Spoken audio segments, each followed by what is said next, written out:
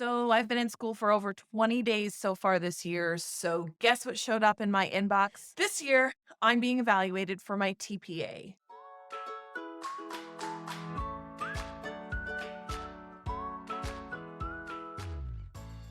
Now, your TPA here in Ontario is your teacher performance appraisal. We are evaluated here in Ontario every 5 years for our TPA. But this TPA is often a stressful time that has lots and lots of teachers worried about what's going to happen. The principal is coming in and watching them teach. And they better have a good lesson that meets all of the teacher competencies that we are supposed to be evaluated on. The reality is, what really is our principal looking for when it comes to looking at what we're doing in our classroom and figuring it out? Well, there are four competencies here in Ontario that we are expected to meet within our TPA and show evidence of being able to engage in. The first is your commitment to student learning. The second is your professional practice. The third is your leadership and participation in learning communities. And finally, ongoing professional learning. So, really, what does that mean? Why is this not what teaching is like all of the time? Should you not be continuously meeting student needs? Should you not continuously be making sure that you're differentiating your instruction, adhering to special education plans, following the safety intervention and behavior support plans? Isn't that what we're supposed to be doing every single day?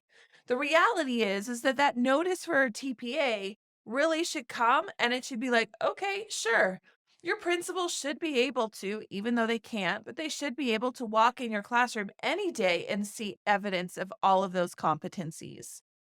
They should see this happening continuously all throughout the year. Nothing that you do in your TPA really should be a surprise or different from what you regularly do. So the question is, why do so many teachers are scrambling when it comes to TPA time to do these fantastic and amazing lessons that just don't reflect what naturally is always happening in their classroom? Over the pandemic, we as teachers got really used to just making it through and the over reliance on these read and respond activity pages where students we teach, they read, and then they answer some questions and we move on. We get covered in the curriculum, but real learning is not happening. We're just going through the motions. If that's what you're doing day in and day out, don't think your principal doesn't recognize that. They see exactly what is happening inside your classroom, and they full well know that if your TPA looks completely different or you're trying something new for the first time, they can see through that. Your kids aren't gonna know what to do. They're not going to have any clue what they're doing. It's not going to be rehearsed or practiced. It will be a struggle to get through it. And your principal will see that this is not something you regularly do, and you're just putting on a performance for this evaluation, that it's not truly a reflection of who you are or what you do as a teacher. Me personally, with my TPA coming, my approach for the last however many years I have been teaching is that just come into my room. I don't stress about my TPA. I look at it and say, I'm pretty sure this is how I teach every single day. So I want you to come in and see what a regular day looks like. I'm not doing anything special. I'm not changing anything up.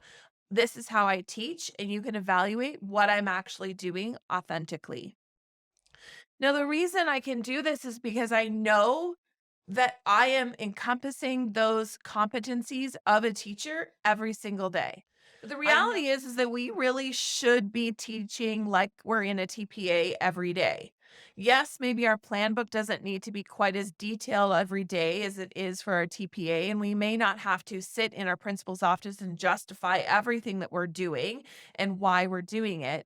But the reality is that the TPA should not be a stressful or performative task. It should be how we are teaching every day, all year long. So if you're struggling to come up with a TPA lesson, or you are thinking, what am I going to do? My TPA is in a week. What lesson am I going to do that's going to impress my principal? The question you really should be asking is, why am I not doing this every day? So, when thinking about our TPA, let's first look at the first two competencies because those are really reflective of what's happening inside our classrooms and how we're teaching. The first is your commitment to student learning. And the question is, are you actually committing to your student learning? Do you know your students' needs and how are you meeting them in and within your lessons in your classroom? Do you know which students need assistance with spelling? Do you know students who need the assistance with sentence structure? Do you know students who need to focus on plot? Which students are struggling with character development, whereas which students are really working on beefing up those middles in their stories? Writing is one of those examples where there is multiple entry points when we get our students to write and help them with their individual goals. In math, do you understand which students need to visually represent their math knowledge and which students need to have organized lists and steps to follow and procedures to follow? Do you know the difference between those two students? Do you understand in your students which kids are doing things one way, which kids are doing things another way? Do you know when students are struggling? Do you know what manipulatives or what strategies to show the partial product? There's multiple different ways that we can draw the partial product strategy in our math classroom to show students a different way to do the same thing. Are we even differentiating our instruction to ensure that we are meeting the needs of the students in our classroom, and we know those needs because we know our students? Do we evaluate our lessons for having multiple entry points? Is our lesson accessible for that student who's new to the country and doesn't know a lot of English? Is there something that they can glean out of that lesson? Are there ways for our students who are struggling with reading and writing to be able to access that content in social studies? What tools and strategies can we employ in that lesson that allows for students who may not be able to write their answers down to a question? How are they going to access that? What tools and strategies are we going to use in our classroom to ensure that those students can still be successful and be able to share their knowledge and thinking? Are we using a variety of teaching practices and processes throughout our week? Are we employing experiential learning? Are we using inquiry? Are we getting our kids to research? Are we starting with questions and getting them to find answers? Are we letting them play games, watch videos? How are we getting the information inputted into their little heads? If we're using a variety of teaching methodologies, if we're using a bunch of different teaching practices, then it's going to be a little bit easier to make sure that we have multiple ways that students can access the information. If we're only using one input, one is we really need to ditch these worksheet, boring, read and respond, simple sheets that we are using day in and day out. Sure, they cover curriculum really quickly. But that is not the experience that we are looking for teachers to be using all of the time. There are definitely times and moments where that needs to happen. But if we're relying on that strategy all of the time, that's really not what we're going for. Those workbooks and worksheets are fantastic for supply plans or your emergency binder because they're simple print and go activities that don't take a lot of prep or planning or foresight. They just are ready to go right out of the box. But when we're actually teaching every single day as the regular classroom teacher, we need to do just a little bit more. We need to make learning fun and learning engaging. And we need to try different pedagogies and systems in our classroom that make learning happen. Now, the reality is that often, many times when we're using these worksheet packs, we actually have to work twice as hard to make it fit for all of the various needs in our students. So, because they're so one dimensional, it's difficult to present these to a class that is anything but one dimensional. Sure, if every student in your classroom is able to glean information from a reading and be able to answer questions and then gain a deeper understanding of the content that we're teaching, continue using it. But that worksheet where we read an article and then answer some questions, and we do that over and over and over again, we're losing a tremendous amount of students that simply just don't learn the most effectively with that way of teaching. And are we doing the same thing at the same time for all of our students? So if every single one of our students in our classroom is doing exactly the same task in exactly the same way, Is differentiation really happening? And if it's not, then are we actually knowing our students and meeting them where they are? Most of the time, there needs to be some voice and choice in what it is students do, and there needs to be a variety of ways that success can look like in our room. Success does not look like one single solitary way, and success needs to be measured a lot differently because we as teachers can be creative and evaluate what skill they're demonstrating, not necessarily the product that they're creating. Your You know what? commitment to student learning means that we are understanding all of the students in our class. So we should be approaching learning by using multiple entry points. That there is multiple ways that students can learn the information and it's not through one input, which would be reading.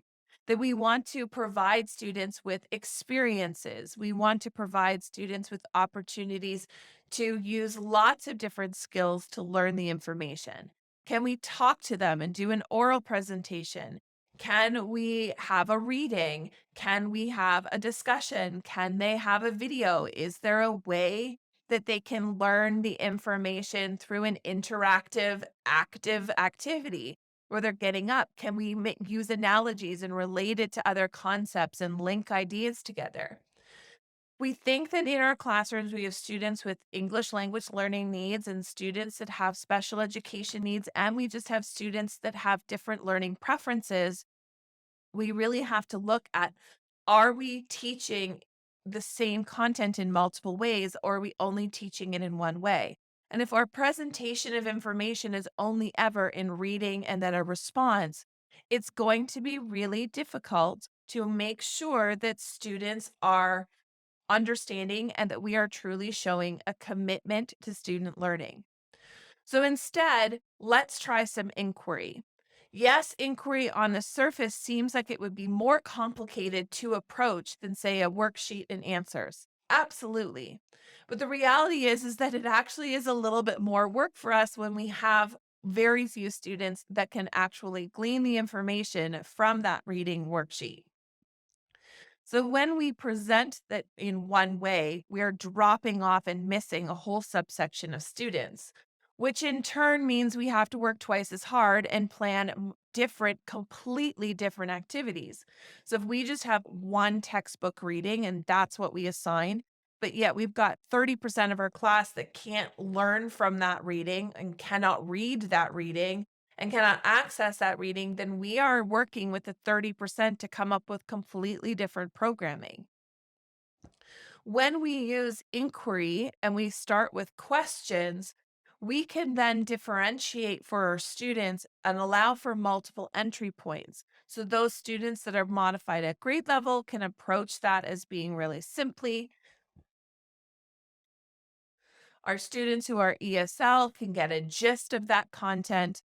And our students that can have a deeper understanding and go a little bit deeper and beyond can dig in and learn a lot more.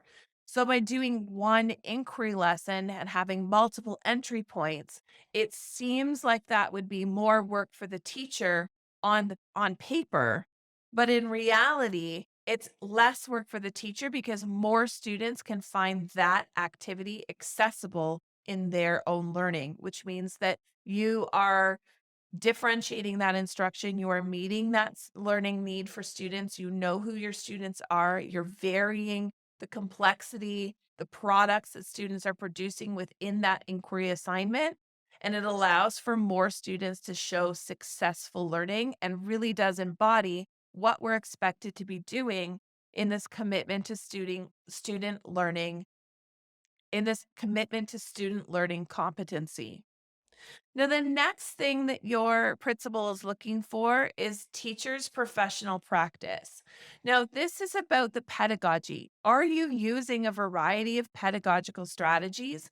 Do you know how to best deliver information? Do you understand how to differentiate, why to differentiate? Do you understand how to group students, how to structure your classroom, behavior management? All of those things. Are your students engaged and learning? Do they know what they're doing and why they're doing it? The reality is if you're still doing things like reading logs and spelling tests and You're everyone's doing the same task, or you're cycling through students for guided reading where you see every group an equal number of times. Is that the most up to date learning and knowledge? Is that where we're going in education?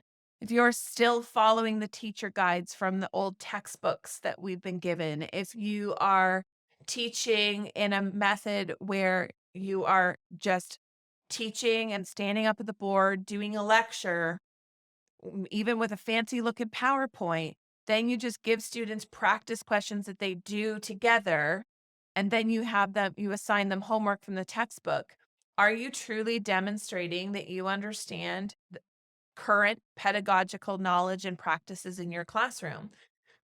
If you just whip in for your TPA and decide, okay, I'm going to do this really elaborate activity that has like a book tasting, and I'm just going to show up and I'm going to decorate the classroom and the kids are going to do this really interesting activity. Yeah, they're going to be engaged.